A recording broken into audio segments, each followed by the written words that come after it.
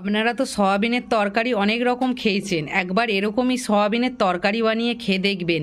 খেতে কিন্তু অসাধারণ লাগবে। আপনাদের যদি ফোনের সামনে যায়, কেউ টেনে দেবেন না, পুরো ভিডিওটা দেখবেন। ভাত বা রুটির সাথে খেতে কিন্তু অসাধারণ লাগবে। একবার কিন্তু বানিয়ে খেলে কিন্তু মুখে লেগে থাকবে এই রেসিপিটা। কেউ স্কিপ করে যাবেন না, গেলে বুঝতে পারবেন না আমি কিভাবে বানিয়েছি। পুরো ভিডিওটা দেখার অনুরোধ রইল। নমস্কার বন্ধুরা, রাখির কিচেনে নতুন একটা পর্ব দেখার জন্য সকল বন্ধুকে জানাই ধন্যবাদ। আজ আমি আপনাদের সাথে শেয়ার করব সয়াবিনের খুব সুন্দর একটা রেসিপি। আপনারা গরম গরম ভাতের সাথে বা রুটির সাথে বা পরোটার সাথে খেতে পারবেন। একবার হলেও এই ভিডিওটা পুরোটাই দেখবেন, খেতে কিন্তু অসাধারণ লাগে। এখানে আমি নিয়ে নিয়েছি সয়াবিন, 1 বাটির মতন সয়াবিন নিয়ে নিয়েছি। আপনারা আপনাদের মাপ অনুযায়ী সয়াবিন ব্যবহার করতে পারেন। এই খাবারটা কিন্তু সত্যিই খুব টেস্টি হয়। কড়া বসিয়ে দিয়েছি, আর কড়ার মধ্যে দেখে বুঝতে পারছেন সয়াবিন আর জল দিয়ে দিয়েছি। এটা আমি ভালো করে সিদ্ধ করে নেব। এখানে আমি ঢাকা দিয়ে দেবো, দিয়ে সিদ্ধ করে নেব। গ্যাসটা কিন্তু জোরে দেওয়া থাকবে। খুব সুন্দর করে এটা আমি সিদ্ধ করে নেব। সয়াবিনটা কিন্তু খুব সুন্দর করে কিন্তু আমি সিদ্ধ করে নিয়েছি। এবার সয়াবিনটা আমি তুলে নেব, গ্যাস বন্ধ করে দেবো। সয়াবিনটা কিন্তু তুলে নিয়ে একটা থালার মধ্যে রেখে দিয়ে ভালো করে কিন্তু ঠান্ডা করে নেব সয়াবিনটা ঠান্ডা হোক, আর এখানে একটা মশলা রেডি করে নিই। এখানে আমি প্রথম নেব পেঁয়াজ। এইভাবে আমি কেটে নিয়েছি। পেঁয়াজটা কিন্তু এখানে আমার 3টে পেঁয়াজ রয়েছে। 3টে পেঁয়াজ আমি এইভাবে কেটে নিয়েছি। এখানে কাঁচা লঙ্কা নিয়ে নিয়েছি অনেকগুলো মতন। এখানে নিয়ে নিয়েছি আদা রসুন, চামচের মতো লবণ দিয়ে দেবো। দিয়ে এটা ভালো করে আমি পেস্ট করে নিয়ে আসবো। সয়াবিনটা ভালো করে আমি ঠান্ডা করে নিয়েছি। এবার ভালো করে জলগুলো চিপে নেবো। যতটা পারবেন জল চিপে নেবেন, জল অবস্থায় রাখবেন না। এইভাবে আমি ভালো করে জল চিপে নিয়ে এখানে একটা মিক্সচার মেশিনের বাটি নিয়ে নিয়েছি। এই বাটির মধ্যে আমি নিয়ে নেব।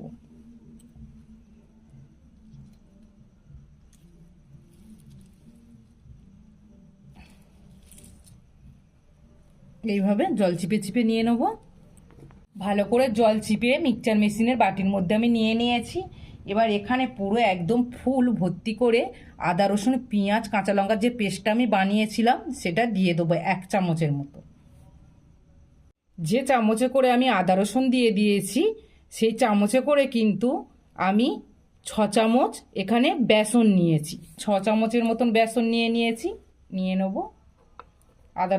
আদা রসুনের যে পেস্টটা আমি দিয়েছিলাম না, যে চামচে করে, এই চামচটাই করে একটু লবণ ব্যবহার করব।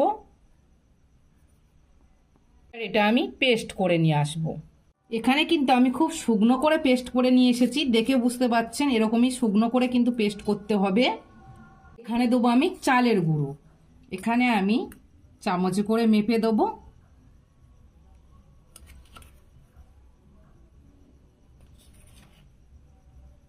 এখানে আমি 3 চামচের মতন চালের গুঁড়ো ব্যবহার করলাম। এবার এটা আমি ভালো করে মাখিয়ে নেব। এখানে আমি খুব সুন্দর করে মাখিয়ে নিয়েছি। আপনারা কিন্তু বেসনের বদলে শুধু চালের গুঁড়োও ব্যবহার করতে পারেন, বা শুধু বেসনও ব্যবহার করতে পারেন। কিন্তু এই দুটো উপকরণ যে আমি দিয়েছি, চালের গুঁড়ো আর বেসন, খেতে কিন্তু খুব সুন্দর হবে। পুরো এটা যখন খাবেন না, পুরো মাংস মাংস মতন খেতে লাগবে। খুব সুন্দর করে মাখিয়ে নিয়েছি এটা আমি। এখান থেকে আমি অল্প অল্প করে নিয়ে এইভাবে ভালো করে প্রথমে গোল করে নেব, নিয়ে এইভাবে আমি লম্বা করে নেব।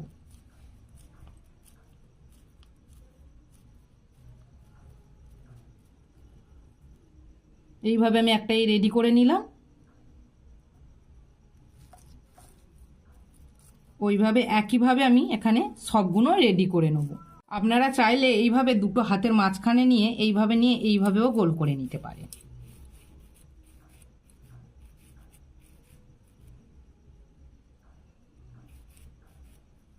এইভাবেও রেডি করে নিতে পারেন।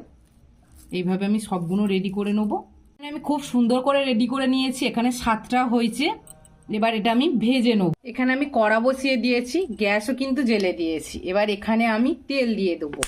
এখানে কিন্তু আমি পুরো তরকারিটা সাদা তেলে বানাবো, আপনারা চাইলে এখানে কিন্তু সর্ষের তেলেও বানাতে পারেন। তেলটা কিন্তু আমি ভালো করে একটু গরম করে নেব।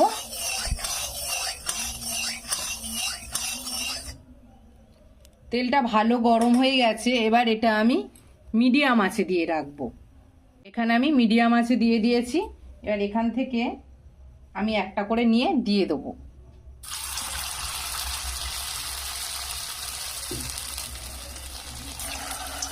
এখানে প্রথম আমি দুটো ভেজে দেখব। খুব সুন্দর নেচের অংশটা কালার চলে এসেছে, এবার আমি উল্টে দেবো।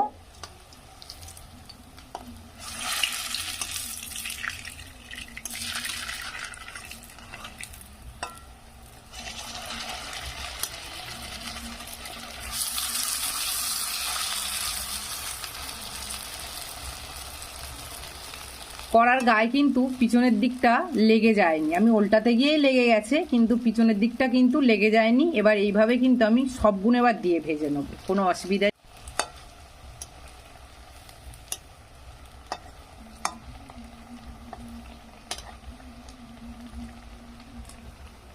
কিন্তু খুব সুন্দর কড়া করে আমি ভেজে নিয়েছি। এবার এটা আমি তুলে নেবো। এই দুটো খুব সুন্দর, কিন্তু পিঠের গায়ে কিন্তু ভালো খাস্তা হয়েছে। এখানে আমি ফের তিনটে দিয়ে দিয়েছি, একইভাবে ভেজে পুরো রেডি করে নেবো। ভেজে রেডি করে নিয়েছি। এবার একটুখানি লবণ দেবো, দিয়ে কড়ার মধ্যে আলুগুলো দিয়ে ভেজে নেবো। আলুগুলো আমি এরম সাইজ করে কেটে নিয়েছি। এখানে আমি একটা আলু বড় দেখে নিয়ে নিয়েছি। আলুটা ভালো করে আমি ভেজে নেবো। আলুগুলো সব আমি খুব সুন্দর করে ভেজে নিয়েছি। আলুগুলো এবার সব আমি তুলে নেবো। এখানে কিন্তু আমি আর তেল ব্যবহার করব না, আমি যা তেল দিয়ে দিয়েছিলাম একেবারেই কিন্তু অনেকটা তেল দিয়ে দিয়েছি, আর এখানে কোনো তেল ব্যবহার করব না। এবার এখানে আমি ফোড়নে ব্যবহার করব একটা তেজপাতা, দারচিনি, লবঙ্গ আর এলাচ দিয়ে এগুলো একটু ভেজে ভেজে নেবো। একটুখানি গোটা জিরে দিয়ে দেবো, যে মশলাটা বানিয়ে রেখেছি দিয়ে দেবো। মশলাটা দিয়ে দিয়েছি। এবার মশলার বাটিটা ধুয়ে আরেকটু জল দিয়ে দেবো। এবার মশলাটা কিন্তু এবার ভালো করে কষতে হবে। এই সময় গ্যাসটা একদম নর্মালে দিয়ে মশলাটা কিন্তু কষতে হবে। মশলাটা কষতে কষতে এখানে আমি একটা টমেটো কুচি দিয়ে দেবো। এবার এখানে দেবো আমি লবণ। তরকারি যতটা লবণ লাগবে একেবারে আমি দিয়ে দিলাম। মশলাটা কিন্তু কষে কষে কিন্তু অনেকটা শুকিয়ে এসেছে, দেখে বুঝতে পারছেন অনেকটা শুকিয়ে এসেছে। এবার এখানে আমি আবার জল দিয়ে দেবো, তেলও ছেড়ে দিয়েছে, এত কষা কষেছে। এখানে ফের একটু আমি জল দিয়ে দেবো।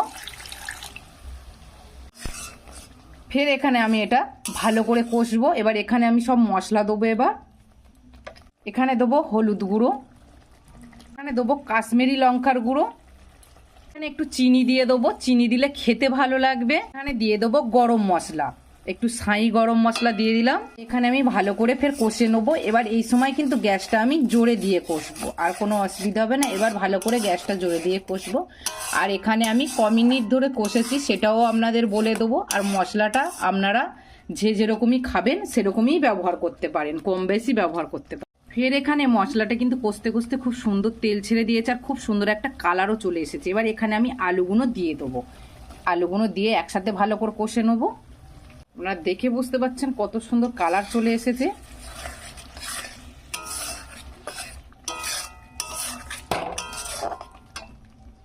খুব সুন্দর করে আলু আর মশলা আমি ভালো করে কষে নিয়েছি। আর নিচেতে দেখে বুঝতে পারছেন যে জল একদম শুকিয়ে গিয়েছে, যে জলটা আমি দিয়েছি।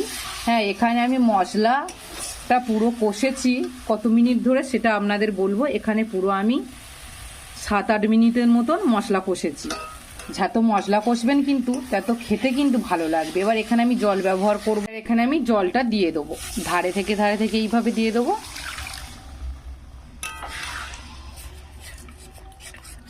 এখানে কিন্তু আমি 2 বাটির মতন জল দিয়ে দিয়েছি। জল আপনারা যে যেরকমই ঝোল রাখতে চান সেইভাবেই জল দেবেন।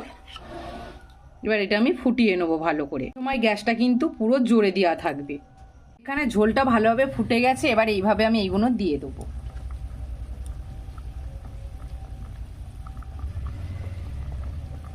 বড় বড় ল্যাংচা আপনারা আপনাদের পছন্দ মতন শেপ দিয়ে নেবেন। আমি ঢাকা দিয়ে দেবো, দিয়ে গ্যাসটা মিডিয়াম আঁচে দিয়ে দেবো। তরকারিটা কিন্তু হয়ে গেছে, আর এখানে আমি কিন্তু বেশি ঝোল রাখবো না, এরকমই থাকবে। এবার এটা আমি লাবিয়ে নেবো। অবশ্যই লাবানোর আগে আপনারা লবণটা দেখে নেবেন। এবার গ্যাসটা বন্ধ করে দেবো। খুব সুন্দর কালার এসে গেছে তরকারি। এটা পুরো রেডি, লাবিয়ে নিয়েছি। দেখে বুঝতে পারছেন কত সুন্দর কালার এসেছে, আর খেতে কিন্তু অসাধারণ লাগবে। খুব সুন্দর সেন্টও উঠছে। আপনারা একবার হলেও বাড়িতে বানিয়ে খেয়ে দেখতে পারেন, অসাধারণ খেতে লাগবে। ভালো লাগলে অবশ্যই আমাকে কমেন্ট করে জানাতে ভুলবেন না। আর আমার চ্যানেলটাকে আপনারা সাবস্ক্রাইব করে নেবেন। পারলে বন্ধু বান্ধব সবার সাথে শেয়ার করার অনুরোধ রইল, সবাই শেয়ার করবেন। আর এখানে কিন্তু একটাও কিন্তু সয়াবিন কিন্তু ভেঙে যায় না, দেখে বুঝতে পারছেন পুরোটা সব গোটা গোটা রয়েছে। পারলে একটা লাইক করবেন, আমার পাশে থাকবেন, আর পাশে থাকা বেল বাটনটা অন করে রাখবেন। নতুন নতুন ভিডিও ছাড়ার সঙ্গে সঙ্গে সবার আগে আপনাদের কাছে পৌঁছাবে। আপনারা ভালো থাকবেন, সুস্থ থাকবেন। টাটা বন্ধুরা।